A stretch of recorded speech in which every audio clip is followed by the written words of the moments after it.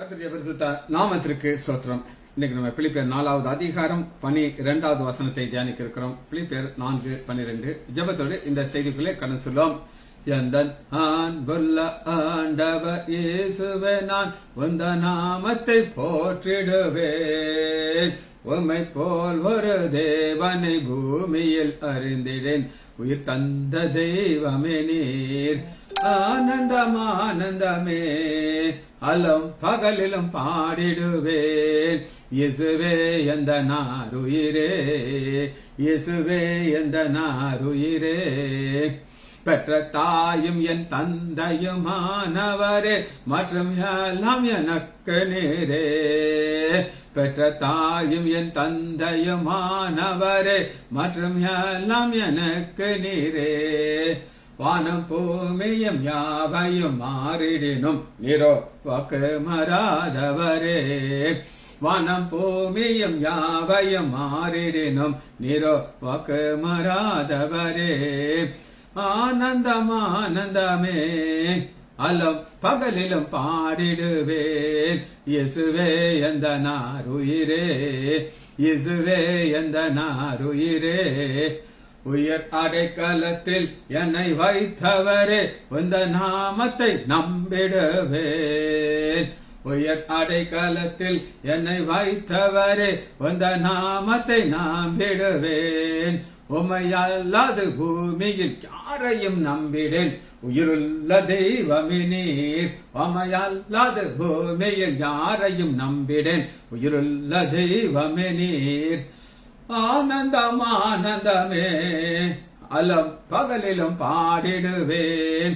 இயேசுவே எந்த நாருயிரே, இயேசுவே எந்த நாருயிரே. எந்த சிருஷ்டிகரே அமை நினைத்திடவே தந்த வாலிப நாட்களிலே. எந்த சிருஷ்டிகரே அமை நினைத்திடவே தந்த வாலிப நாட்களிலே. இந்த மாய உலகத்தை வெறுத்திட அளித்திரே பரிசுத்த ஜீவியமே. இந்த மாய உலகத்தை வெறுத்திட அளித்திரே பரிசுத்த ஜீவியமே. ஆனந்தம் ஆனந்தமே அலம் பகலிலும் பாடிடுவேன். இயேசுவே எந்த நாருயிரே.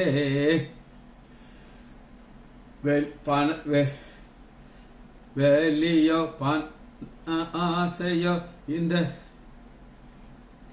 பரலோகத்தின் செல்வமே என் அருள் இயேசுவே போதும் எனக்கு நீரே. பரலோகத்தின் செல்வமே இயேசுவே போதும் எனக்கு நீரே. இயேசுவே நாமத்தினாலே ஜெபங்கள் பிதாவே, ஆமென். கர்த்தருடைய பரிசுத்த நாமத்திற்கு ஸ்தோத்திரம். Leela praise lord, Daniel Rajesh praise lord, Kavitha sister praise lord. பிலிப்பியர் 4வது அதிகாரம் 12வது வசனத்தை நம்ம பார்க்க இருக்கிறோம். வாசிப்போமா? தாழ்ந்திருக்கவும் எனக்கு தெரியும், வாழ்ந்திருக்கவும் எனக்கு தெரியும். எவ்விடத்திலும் எல்லாவற்றிலும் திருப்தியா இருக்கவும், பட்டினியா இருக்கவும், பரிபூர்ணம் அடையவும், குறைவுபடவும் போதிக்கப்பட்டிருக்கிறேன். டீச்சிங் எதுவுமே நமக்கு பிடிக்காது. நமக்கு ஒரு கம்ஃபர்ட் ஜோன் அப்படின்னு ஒரு ஜோன் வச்சிருக்கோம். நான் வாழ்றது கம்ஃபர்ட் ஜோனுக்குள்ள நான் வாழ்ந்துட்டு இருக்கேன். காலையில் எந்திரிக்கணும், கொஞ்ச நேரம் எக்ஸசைஸ் பண்ணணும், பிரேயர் முடிக்கணும், மனைவியோட உட்காந்து காஃபி குடிக்கணும், கதைகள் பேசணும், அப்புறம் கரெக்டா 7:30 மணிக்கு குளிக்க போயிடணும். இது ஒரு கம்ஃபர்ட் ஜோன். 8:05 நிமிஷத்திற்கு பைபிள் டீச்சிங் உட்காந்து கம்ஃபர்ட் ஜோன் முடிஞ்சிருச்சா நேரம் ஆஸ்பத்திரிக்கு, அது கூட உட்காந்து மெசேஜ் எழுத வேண்டியது, ஸ்விம்மிங் கிளாஸ் போயிடணும். இப்படி ஒரு கம்ஃபர்ட் ஜோனுக்குள்ள உட்காந்துட்டு இருக்கோம். ஆனா பவுல் அந்த கம்ஃபர்ட் ஜோன்ல கிடையாது. எப்படி வளர்க்குறாங்கன்னா, தாழ்ந்திருக்கும் எனக்கு தெரியும். 11வது வசனத்துல சொல்லிட்டு தான் இதை சொல்ல. என்ன சொல்கிறார் அப்படின்னா, என் குறைச்சலினாலே. அந்த குறைச்சல்ல இருக்கிறையா நீ இருக்கிறது ஜெயில. எங்களுக்கு என்ன பிரச்சனை அப்படின்னு மக்கள் நினைக்க கூடாதுங்கிறதுக்காண்டி டக்குன்னு அந்த ஒரு காரியத்தை சொல்றாங்க. அவருக்கு எது தெரியும்ங்கிறது தெரியும். நான் அர்த்தம் இந்த பாதையில போயிருக்காரு. அர்த்தம் தெரியும் நான் அர்த்தம் இந்த பாதையில் போயிருக்காரு. அநேகருக்கு சில பாதைகள் உங்களுக்கு தெரியாது. நான் சில பாதைகளை போறேன், அது எனக்கு தெரியும், கஷ்டமான பாதைகள். சரி, இந்த பாதையில போகிறத நம்ம ஃபர்ஸ்ட் டீச்சிங். தாழ்ந்து இருக்கவும் தெரியும். ஹம்பிள். ஹம்பிளை குறித்து நம்ம பல காரியங்கள் நம்ம பார்க்கலாம். எத்தனையோ காரியங்களை பார்க்கலாம்.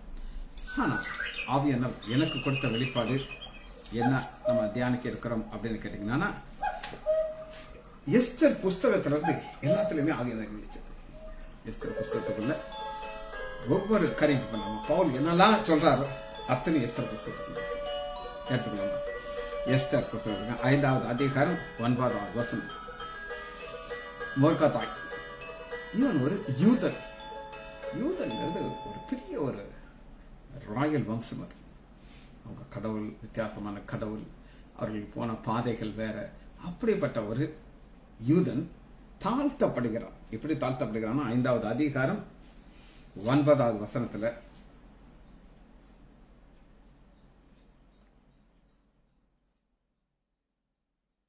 ஐந்து 9, ராஜாவின் அரண்மனை வாசலிலே இருக்கிற மொர்தெகாய். ராஜாவின் அரண்மனை, அதுங்க அரண்மனைக்கு உள்ள இருந்தா நல்லா இருக்கும், ஆனா வாசல்ல உட்கார்ந்துருக்கணும். இவன் ஒரு பெரிய ஒரு யூத குடும்பத்தை சேர்ந்துட்டு ஒரு அடிமையாக கொண்டு வரப்பட்டிருக்கான். அடிமையுடைய வேலை என்ன அப்படின்னு கேட்டீங்கன்னா, அரண்மனையில உட்கார்ந்துருக்கணும். ஆனா ஆமான் வந்தானா எழுந்திரிச்சு வணக்கம் வைக்கணும். இவர் செய்ய மாட்டார். ஏன் செய்ய மாட்டார் அப்படின்னு நீங்க போய் அவர்கிட்ட கேட்டானா, என்னை என்று உனக்கு வேறு தேவன் உண்டாயிருப்பார் அப்படின்னு சொன்ன கடவுள், நீ என்னைய மாத்திரம் நமஸ்கரிக்கணும், வேற யாரும் நமஸ்கரிக்க கூடாதுன்னு எனக்கு சொல்லியிருக்கிறார். அதனால இவனுக்கெல்லாம் வணக்கம் வைக்க முடியாது அப்படின்னு சொல்லி ரொம்ப கான்பிடண்டா சொல்லிடுறாரு. சரி, இவனுடைய லொகேஷனை நம்ம பார்க்கலாம். 2வது அதிகாரம் 21வது வசனம். அந்நாட்களிலே மொர்தெகாய் ராஜா அரண்மனை வாசலே உட்கார்ந்து இருக்கிற பொழுது அந்த இடத்துலதான் ஆண்டவர் ஆசிரியர். நல்லா கேட்டுக்கோங்க. நம்ம நினைப்போம், என்னை ஆண்டவர் ஏன் இங்க உட்கார வச்சிருக்கிறார், என்னை அங்க உட்கார வச்சிருக்கலாம், அப்படி இருந்திருக்கலாம். நீங்க எங்க உங்களை உட்கார வச்சிருக்கிறோ அந்த இடத்துல உங்களை ஆசீர்வதிப்பார். மரியாள் மைக்கேல் வந்திருக்கா. எங்க ஆஸ்பத்திரிக்கு வரும்போது ஒரு சின்ன பொண்ணு, ஒரு 6 சைஸ்ல வந்தா. தம்பி அவளை எங்க உட்கார வச்சார் அப்படின்னு நீங்க கேட்டீங்கன்னா ஆச்சரியமா இருக்கும். இப்பெல்லாம் இது அந்த ப்ரொசீஜர் எல்லாம் போயிடுச்சு. இந்த மோட்டார் ஓடும், அது ஸ்ட்ரோக் பம்ப். இது கரெக்டா 20 நிமிஷம் ஓடணும்னு அதை நிப்பாட்டணும். ஒரு புத்தகத்தை போட்டு உட்கார வச்சு எழுத கொடுத்துட்டாரு. அவ்வளோ பிரில்லியண்டான பொண்ணு. அப்படி ஒரு பிரில்லியன்ட். எஸ், சண்டே சர்வீஸ் இருக்குது, ரெடி பண்ணியாச்சு ராஜேஷ். அப்ப அந்த இடத்துல உட்கார்ந்துருந்தான். ஆனா அதுக்கப்புறம் ஆண்டவரை உயர்த்தி உயர்த்தி உயர்த்தி டீச்சிங் பைபிள் ஒரு நாள் செய்தி சொல்லுவா. கேன்டீன் ஃபுல்லா அவ கையில இருக்குது. அவளை நம்பி ஒண்ணு கொடுத்தோம்னா சூப்பரா செஞ்சு கொடுத்துரும். அப்ப ஒரு காலத்துல தாழ்ந்த நிலைமையில தான் அவ இருந்தா. அங்க இருந்து ஆண்டவர் உயர்த்துக்கிறார். சரி, இப்ப உயர்த்தும் பொழுது எப்படி அவர் உயர்த்துகிறார் அப்படின்னு கேட்டீங்கன்னா, அதை நன்மைக்கு ஏதுவாக நடத்துகிறார். சகலமும் பாருங்க, அந்த சீட்ல அவர் இருந்தனால என்ன நடந்துச்சு அப்படின்னு கேட்டீங்கன்னா, எஸ்தர் 2வது அதிகாரம், வாசலிலே காவல் காக்கிற ராஜாவின் 2 பிரதானிகளாகிய பிக்காத்தானும் தோக்ரேசும் வர்மம் வைத்து ராஜாவாகிய அகசுமில் கைப்பட வகை தேடினார். இவங்க ஒரு பிளான் போட்டுக்கிட்டு இருக்காங்க. 2 பேர் உட்காந்து குசு குசு குசு குசுன்னு பேசிட்டு இருக்காங்க. அகஸ்வேரு ராஜா எப்ப வருவார், அவர் எப்படி கொள்ளலாம். ஒரு நான் நினைக்கிறேன், டேய் பித்தான், நீ என்ன செய்யற, கோரேஸ் நம்ம 2 பேரும் அப்படியே இந்த இடத்துல ஒரு கத்தியை வச்சிருப்போம். இந்த வாசலையே தான் வருவார். நீ அந்த பக்கம் ஒரு கத்தியை வச்சுக்கோ. கத்தியை வச்சுக்கிட்டு அப்படியே நின்னுக்கோ. அந்த கத்தி நுனியில ஒரு பாய்சன் நான் தடவி வச்சிருப்பேன். 15 நாள் அந்த கத்தியை பாய்சனுக்குள்ளேயே ஊறி கிடக்கு. இதெல்லாம் இருக்கு, நான் சும்மா கதை சொல்லல. நம்ம ராஜா வந்தோடனே நீ ஒரு சைட்ல குத்துரு, நான் ஒரு சைட்ல குத்துரு. அந்த கத்தி உள்ள இறங்கின உடனே பாய்சன் உள்ள இறங்கணும், பொத்துன்னு செத்து போயிடும். அந்த பாய்சன் நான் இந்த ஆள்கிட்ட வாங்கியிருக்கேன், இந்த இடத்துல வச்சிருக்கிறேன். கத்தியில 15 நாள் ஊறிடுச்சு. இன்னொரு 2 நாளில நம்ம பிளானை வந்து என்ன செய்யணும், ஸ்டார்ட் பண்ணிடும் அப்படின்னு சொல்லி குசு குசு குசுன்னு பேசுறது மொர்தெகாய் காதுல விழுந்துருச்சு. இப்ப அடுத்து எங்க போகணும், ராஜாக்கு போகணும். எல்லாரும் ராஜாவை போய் சொல்ல முடியுமா? அதுக்கு ஆண்டவர் ஒரு பாதையை வச்சிருக்காரு பாருங்க. 22. இந்த காரியம் மொர்தெகாய்க்கு தெரிந்து வந்ததுனாலே அவன் அதை ராஜாத்தியாகி எஸ்தருக்கு அறிவித்தார். ராஜாத்தி பாருங்க, அடிமை பெண். அடிமை பெண்ல இருந்து அவ அரண்மனைக்குள்ள வர்றா. ராஜாத்தி ஆயிட்டோம். எல்லாராலும் ராஜாத்தி ஆக முடியாது. எத்தனையோ பெண்கள் அங்க இருப்பாங்க. அவங்க வரலாம், கூப்பிடுவாரு, வந்து கூட இருக்கலாம். ஆனா ராஜாத்தி கிடையாது. அந்த ராஜாத்தின்றது மூர்த்தியை உயர்த்திட்டாரு. ஆனா முருகதாய் இன்னும் தாழ்ந்த நிலைமையில் இருக்கிறார். அதனாலதான் பவுல் சொல்லுகிறாரு, என்ன சொல்றா, தாழ்ந்து இருக்கும் எனக்கு தெரியும். முருகதாய் உனக்கு தாழ்ந்து இருக்க தெரியுமா? எஸ், எனக்கு தெரியும். ஒரு காலத்துல தாழ்ந்த நிலைமையில் நான் இருந்தேன். ஆனா அங்கிருந்து ஆண்டவர் நீ உயர்த்துறதுக்கு அந்த இடத்துல தான் முடிஞ்சிச்சு. இப்ப இவர் மட்டும் அந்த அரண்மனைக்குள்ள ஒரு முக்கியமான வேலையில இருந்து அதை செஞ்சுட்டு இருந்தா இந்த நியூஸ் அவருக்கு வந்திருக்காரு. ஆண்டவர் எல்லாத்துக்கும் ஒரு பிளேஸ் வச்சிருக்கிறார், டைம் வச்சிருக்கிறார். அடுத்த ஸ்டெப் எங்க போகுது அப்படின்னு கேட்டீங்கன்னா 26வது அதிகாரம் முதல் வசனத்துல இதெல்லாம் என்ன செய்யப்படுது அப்படின்னு கேட்டீங்கன்னா 23 வசனம் பாருங்க. எஸ்தர் 2:23. இந்த காரியம் விசாரிக்கப்பட்ட போது, விசாரிக்கிறதுனா என்ன அப்படின்னு நீங்க கேட்டீங்கன்னா, நான் ஏற்கனவே சொன்னேன், இந்த 2 பேரை பார்க்கிறோம். 2 பிரதானிகள் அவங்கதான் ப்ரொடெக்ஷன் கொடுக்கறதே அவங்கதான். எப்படி இந்திரா காந்தி அம்மாவை புல்லட் வச்சு ஷூட் பண்ணது யாருன்னா அவங்க சேஃப் கார்ட் பண்றவங்க. பிக்தானும் தோரேசும் வர்மம் வைத்து. இப்ப நியூஸ் யாருக்கு பேச்சு? எஸ்தர் ராஜாத்தி உடனே சொன்ன உடனே அவர் சீக்கிரட்டா என்ன செய்யறாரு ராஜானா, ஓஹோ அவன் வீட்டுல கத்தியில விஷத்தை வச்சிருக்கானா, ரைட்டு, சீக்கிரம் போய் பாருங்களா இருக்கான்ட்டு உள்ள போன இவன் வீட்லயும் கத்தி பாய்சனுக்குள்ள கிடக்கு, அவன் வீட்லயும் கத்தி பாய்சனுக்குள்ள இருக்கு. இது யாருக்காக கீழ்பட்டிருக்குது அப்படின்னு கேட்டீங்கன்னா ராஜாவுக்கு. நான் என்ன நினைக்கிறேன்னா, அதே கத்தியை வச்சு ராஜா இவனை 2 குத்து கிடாட்டு அந்த கத்தி வச்சு அந்த 2 பேரும் செத்து போயிட்டாங்க. அதை என்ன செய்யறாங்கன்னா, இட்ஸ் ரிட்டன். இந்த காரியம் விசாரிக்கப்பட்ட பொழுது அது முருகத்தா மெய் என்று காணப்பட்டது. ரைட். ஆகையால் அவர்கள் இருவரும் மரத்திலே தூக்கி போட்டார்கள். இது ராஜ சமூகத்தின் 4ஆம் புஸ்தகத்தில் எழுதப்பட்டது. மினிட்ஸ் புக் அப்படின்னு ஒண்ணு இருக்கு. அப்படின்னா இந்த என்னென்னலாம் நடக்குதோ, அப்ப இந்த அரண்மனை ஆலயம்ங்கிற ஒரு பர்வதம் கட்டப்படணும். அப்ப ராஜா அவங்களுக்கு எல்லாம் பெர்மிஷன் கொடுத்தாரு. அதெல்லாம் மினிட்ஸ் புக்ல எழுதியதுனாலதான் அடுத்து வந்த ராஜாக்கள் வரும்பொழுது அது உதவியா இருந்துச்சு. நான் உங்களுக்கு சொல்லி முடிச்சேன். இப்ப அதை நம்ம பார்ப்போம். இப்ப அடுத்து பாருங்க, ராஜா உயர்த்தப்படணும். உயர்த்தப்படுறதுக்கு என்ன நடக்குது பாருங்க. 6வது அதிகாரம் முதல் வசனம். எஸ்தர் 6:1. தாழ்ந்திருக்கும் எனக்கு தெரியும். பாருங்க, தாழ்ந்திருக்கிற எனக்கு தெரியுங்கிறதுக்கு ஆண்டவர்கள் உயர்த்துறதற்கு நித்திரை தூக்கம் அது யார்கிட்டன்னா ஆண்டோடைய கருத்துல இருக்கு. நான் படுத்தோன்னா தூங்கிடுவேன். சில நான் முழிப்பேன். எந்திரிச்சு முழிச்சிருக்கும் போது எனக்கு சில ஆண்டவர் ஆலோசனை சொல்லுவார். சில மருந்து ப்ரிப்பரேஷனா இருக்கும், சில ஆலோசனைகள். இப்பெல்லாம் 2-3 மருந்துகள் நான் ப்ரிப்பேர் பண்றேன். பாமசியில் இருக்கவங்களுக்கு தெரியும் அது எவ்வளவு ஒரு யூஸ்ஃபுல்லா இருக்குன்னு சொல்லி. சரி பாருங்க, அந்நாத்திரியிலே 6:1 ராஜாவுக்கு நித்திரை வராதபடினாலே கால வர்த்தக புஸ்தகங்களை கொண்டு வர சொன்னார். அது வாசிக்கப்பட்டது. நமக்கு தூக்கம் வரல நினைச்சோம், ஒரு பாட்டு கேட்போம், இல்ல வாக்கிங் போவோம். முன்னாடிதான் ஒரு மாத்திரை போட்டு குளிக்கிறேன். ஆனா பாருங்க, அப்பொழுது வாசல் காவலாளிக ராஜாவின் 2 பிரதானிகள் பிக்காத்தானும் கோரேசும் ராஜாவுக்கு ஆசிரியர் கைப்படுது. இதற்கு முருகதாய்க்கு ஏதாவது செய்யப்பட்டதா அப்படின்னு கேட்கிறாங்க. ராஜா இதற்கு முருகதாய்க்கு கனமும் மேன்மே செய்யப்பட்டதா என்று கேட்டார். அதற்கு ராஜாவை சேவிக்க ஊழியர்கள் என்று செய்யப்படவில்லை. சகலத்தின் அதன் காலத்துலதான். இப்ப முருகதா எங்க இருக்கிறார்? தாழ்ந்து இருக்கிறார். தாழ்ந்து இருக்கவும் எனக்கு தெரியும். 2வது பாருங்க, பிலிப்பியர் 4:12. வாழ்ந்து இருக்கவும் தெரியும். இப்ப முருகதாய வாழ வைக்கணும்.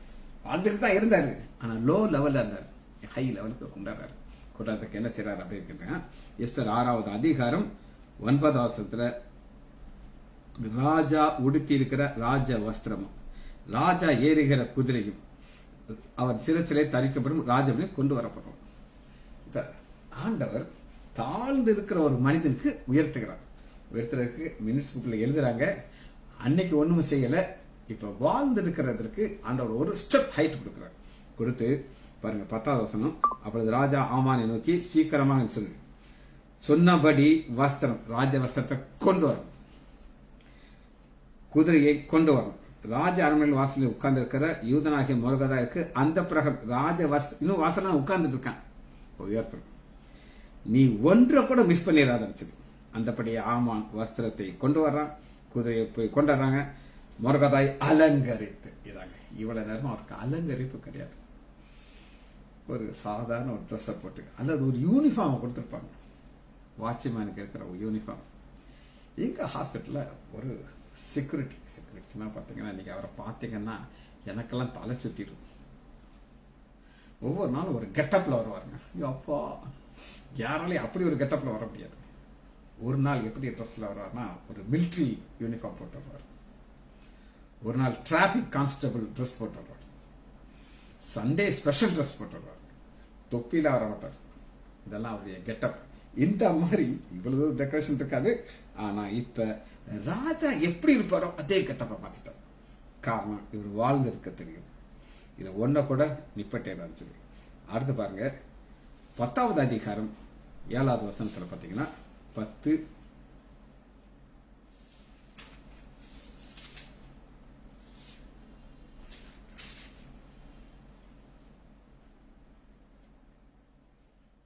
எந்த ஆமான் இவரை தாழ்ந்திருக்க செய்யணும்னு நினைச்சாரோ அந்த உயர்த்திட்டார். சரி, 3வதாக குறிப்பை நான் உங்களுக்கு காட்டப்போறேன். வாழ்ந்திருக்க தெரியுங்கிறது தேவன் உயர்த்தி, ராஜா என்ன ட்ரெஸ் போடுவாரோ அந்த ட்ரெஸ் போட்டாச்சு. இது வாழ்ந்திருக்கிற ஒரு காரியம்.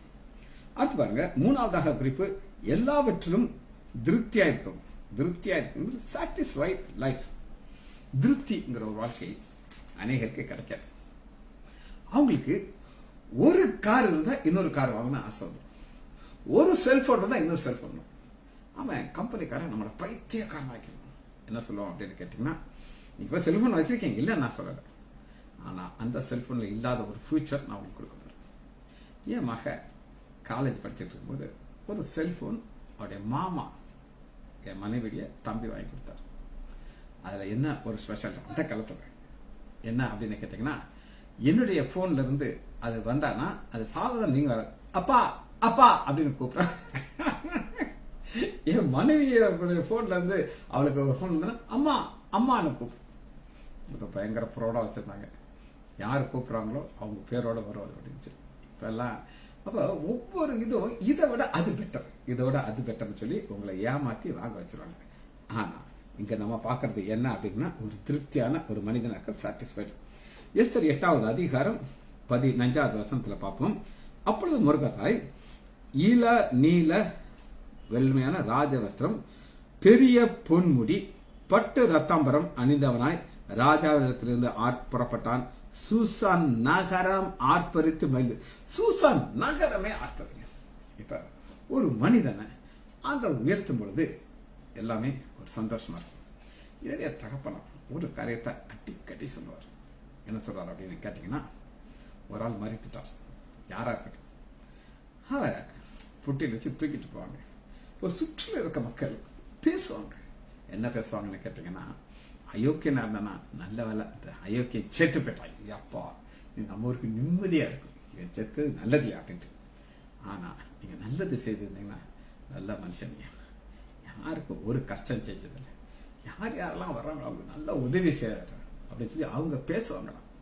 அவங்களை நம்ம பணம் கொடுத்து பேச வைக்க முடியாது அப்படின்னு என் தகப்பனார் சொல்லுவார். அதுபோல நம்ம பார்க்கிற சூசான் நகரம் ஆர்ப்பரித்து மகிழ்ந்தது. இவர் திருப்தியா இருக்கிறார். இவர் தேடியே போகல, எனக்கு இது வேணும் இது வேணும் நான் கேட்கிறேன். ஆனா ஆண்டவர் என்ன கொடுக்கிறார். அந்த கொடுக்கும் பொழுது என்ன நம்ம பார்க்கிறோம் அப்படின்னு கேட்டீங்கன்னா, 9வது வசனத்துல பாருங்க, எஸ்தர் 8:9, சீவான் மாதம் என்னும் 3ஆம் மாதம் 23ஆம் தேதிய அந்நாளிலே ராஜாவின் சம்பிரதாயத்தில் அழைக்கப்பட்டவர்கள் முருகதாய் கற்பித்தபடியே யூதருக்கு இந்து தேசம் முதல் எத்தியோப்பியா தேசம் 127 தேசத்தில் அதிகாரிகள் எல்லாருக்கும் நாட்டிலே ஒரு பாஷையில் எழுதி கொடுக்கிறார். அது என்ன எழுதி கொடுக்கிறார் அப்படின்னு கேட்டீங்கன்னா, ஒரு கட்டளை. இந்த கட்டளை என்ன அப்படின்னு கேட்டீங்கன்னா, ஒரு இவங்களுக்கு ஒரு உயர்த்தினதை, இவங்க திருப்தியா இருக்கிறாங்க, உயர்த்தினதை நம்ம பார்க்கணும். அது என்ன ஒரு ஸ்பெஷாலிட்டி அப்படின்னு நீங்க கேட்டீங்கன்னா, 28வது வசனத்தை நான் உங்களுக்கு வாசிக்கிறேன். 9வது அதிகாரம் 28வது வசனம்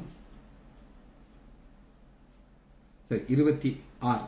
இந்த திருப்தியாய் கிடக்கிறதுல ஆண்டவர் என்ன செய்யறாருன்னா, இந்த முருகதாய யாரும் மறக்கப்படாது. இன்னைக்கு எத்தனையோ பேர்கள் சில பேர்களை மறந்துருப்பாங்க. உங்க யாருக்காவது விருதுநகர்ல சரளாமா அப்படின்னு ஒரு அம்மா டாக்டர் இருந்தாங்கன்னா யாருக்காவது உங்களுக்கு தெரியுமா? உறுதியா தெரியாது, மறந்துட்டீங்க எல்லாரும். ஏன்னா அந்த தலைமுறை பிடிச்சிருச்சு. அவங்க ஆஸ்பத்திரி எங்க இருந்துச்சு அப்படின்னு கேட்டீங்கன்னா, இன்னைக்கு டாக்டர் கருணாகரன் பஸ் ஸ்டாண்ட் அந்த இடத்துல அவங்க ஆஸ்பத்திரி இருந்துச்சு. Famous lady doctor. விருதுநகர்ல எத்தனை பணக்கார அம்மாமார்கள் டெலிவரி பார்த்தாலும் அந்த டாக்டர் சரளாமா தான் பார்த்துருக்கோம். அவங்க ஒரு ஃபேமஸான சர்ஜன். என்னுடைய தகப்பனாருக்கு ரொம்ப க்ளோஸ் ஃப்ரெண்ட் அந்த அம்மா. ஒருத்தர் என்னாச்சுன்னா, ஒரு குழந்தை பிறந்து அது அழுகலை. இந்த அம்மா நினைச்சு அது செத்து போச்சு அப்படின்ட்டு அந்த குப்பை தொட்டி தூக்கி போட்டுச்சு. அது விழுந்த உடனே அது கால் உடஞ்சிச்சு. அந்த பிள்ளைக்கு, குழந்தைக்கு உடைச்சதுல அழ ஆரம்பிச்சு. செத்து போடலடா தூக்குனா காலு தொங்கிட்டு இருக்குது. எங்க அப்பாவுக்கு ஒரு அழைப்பு வந்துச்சு. எங்க அப்பா எல்லாத்தையும் ட்ரீட் பண்ணாரு. இந்த மாதிரி நாங்கள் தெரியாம உள்ளதுக்கு போட்டுட்டோம், ஆனா அது உயிர் இருக்குது, நீங்க தான் இந்த காலை செட் பண்ணணும். உடனே எங்க அப்பா ஒரு சின்னதாக தொட்டில் மாதிரி செய்து, ஸ்டாண்டு மாதிரி செஞ்சு அந்த காலை நல்லா கட்டி தொங்க விட்டு அழகா அந்த எலும்பை கரெக்ட் பண்ணிட்டாங்க. ஆனா இன்னைக்கு சரளமா யாருக்கும் தெரியாது. ஆனா இந்த முருகதாயை யாரும் மறக்க கூடாதுங்கிறதுக்காண்டி அந்த எல்லாவற்றிலும் திருப்தியா இருக்கணுங்கிற ஒரு முருகதாய்க்கு ஆண்டவர் என்ன ஆசீர்வாதம் கொடுக்கிறாரு அப்படின்னு கேட்டீங்கன்னா, 9:26 ஆகையால் அந்த நாட்கள் பூர் என்னும் பெயரினாலே பூரிம் எனப்படும். அந்த நிருபத்தில் எழுந்த வார்த்தைகள் நிமித்தம் இந்த விஷயங்கள் அனுபவத்தில் தங்களுக்கு நேற்று யூதர்கள் அதை திடப்படுத்தி அந்த 2 நாட்களை குறித்து எழுதியிருக்கிறபடியே அவர்கள் வருஷம் தோறும். அப்ப யாரை மறக்க முடியாது? முருகதாயை மறக்க முடியாது. ஏன் மறக்க முடியாது அப்படின்னா, எல்லாவற்றிலும் திருப்தியாக இருக்கிற ஒரு மனிதன் தான் முருகதா. அடுத்து பாருங்க, தேசங்கள் ஊர் நினைவு கூறப்படும், ஆசரிக்கப்படும். இந்த பூரிம் பண்டிகை நாட்களிலே யூதர்களுக்குள்ளே தவறி போகாமலும் அவைகளை நினைவு கூறுதல் தங்களை விட்டு சந்ததிகள் ஒளிந்து போகாமலும் இருக்கு. நான் உங்களுக்கு சொன்னேன், டாக்டர் சரளமா ஒருத்தங்க வந்தாங்க, இருந்தாங்க, எத்தனையோ டெலிவரி பார்த்தாங்க, ஆனா மக்கள் மறந்துட்டாங்க. ஆனா இந்த யூதர்களால யாரை மறக்க முடியாதுன்னா முருகதாயை மறக்க முடியாது. ஏன்னா இந்த பாருங்க ஸ்பெசிபிக்கா, சந்ததிகள் ஒளிந்து போகாமலும் இருக்கும்படி அவர்கள் தங்கள் மேலும் தங்கள் சந்ததியார் மேலும் மார்க்குங்க இது கடனாக நியமித்துக் கொண்டார். அவன் என்ன அர்த்தம்? கடன் வாங்கினா கடனை கொடுக்கணும். அதுபோல எங்களுக்கு நாங்க இந்த சந்ததிகள் நாங்க உயிரோடு இருக்கிறதுக்கு காரணம் முருகதா. அவர் இல்லைன்னா நாங்கெல்லாம் செஞ்சிருக்கோம், டெட் ஆயிருக்கும். சரி பாருங்க,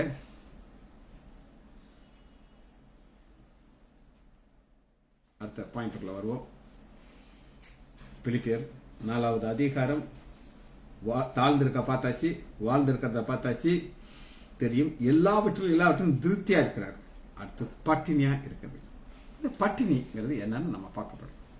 இப்ப பவுல் தான் சென்ற பாதையை குறித்து 1 கொரிந்தியர் 11வது அதிகாரத்துல மிக தெளிவாக சொல்லுங்க. இதுதான் பவுல் சென்ற பாதை. இந்த பாதையில பவுல் போகும்போது எப்படி இருந்தார் அப்படின்னு கேட்டீங்கன்னா, எடுத்துக்கலாமா? 2 கொரிந்தியர் 11வது அதிகாரம் 27. கண் விழித்ததிலும் அநேகரும் கண் விழிப்பு, பசி தாகம், அநேக நேரம் உபவாசம். பசி உபவாசம். இந்த பாதையில யார் போனாங்க அப்படின்னு கேட்டீங்கன்னா, நம்முடைய ஆண்டவர் ஆகிய இயேசு கிறிஸ்து போன பாதை இந்த பாதை தான். எடுத்துக்கொள்ளலாமா? மத்தேயு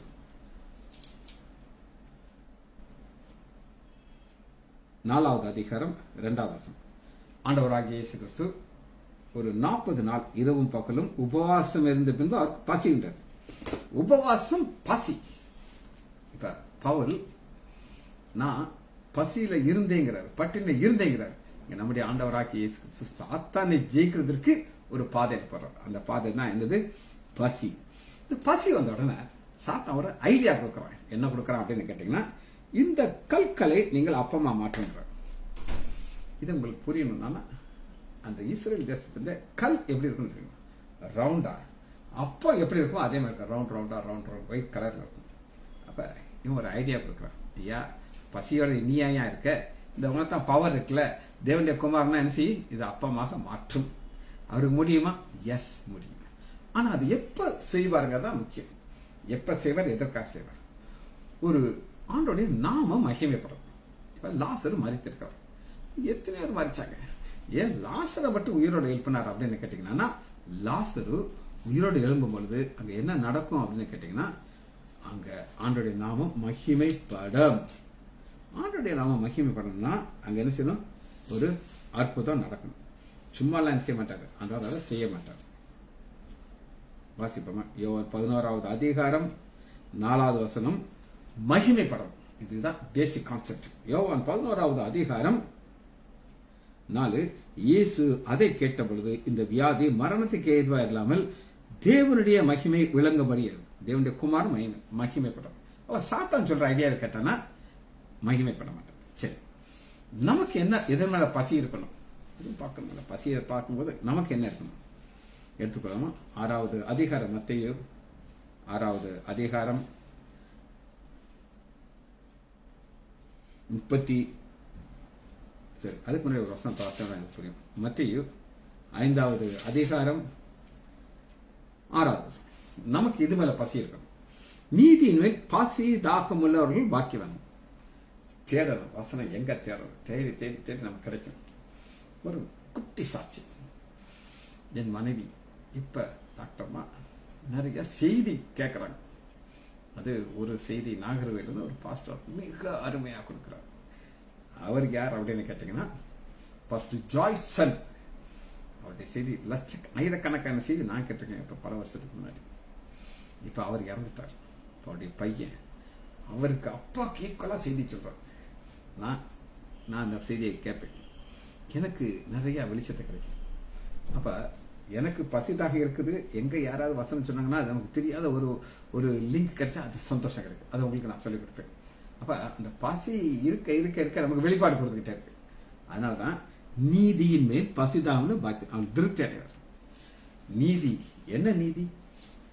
யோவான் மத்தேயு 6வது அதிகாரம் 33 வசனம், முதலாவது தேவனுடைய ராஜ்யத்தையும் அவருடைய நீதியும் தேடுங்க. பசி வந்துருச்சுன்னா எங்க சாப்பாடு கிடைக்கும் தேடுவோம். அதுங்க இருக்கா, இங்க இருக்கா, அந்த தப்பெல்லாம் நம்ம போட்டு வச்சோம், அது இருக்கான்னு தேடிட்டே இருப்போம். ஃப்ரிட்ஜை உரட்டி பார்ப்போம், அங்க ஏதாவது இருக்கான்ட்டு. அதுபோல நீங்க என்ன சொல்லணும்? தேடணும். பசி, இந்த வயிற்று பசி கிடையாது, நீதியின் மேல் பசி தாக்கம் நம்ம தேடுறோம்.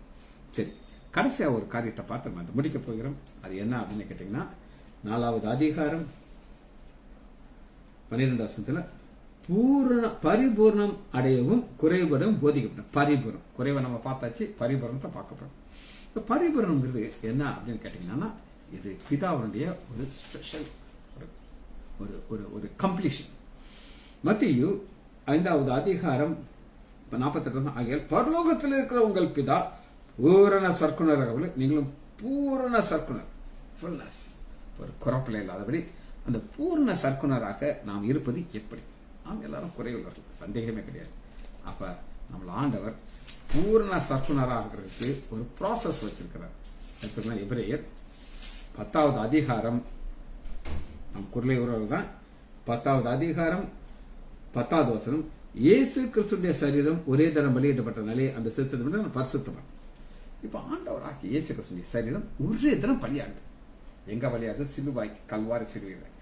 அந்த நேரத்தில் என்ன நடக்குது அப்படின்னு, நம்முடைய பாவங்கள் எல்லாம் டிரான்ஸ்ஃபர் ஆகி அவன்கிட்ட போயிருது. நம்முடைய பாவங்கள்லாம் கேன்சல் ஆயிடுது.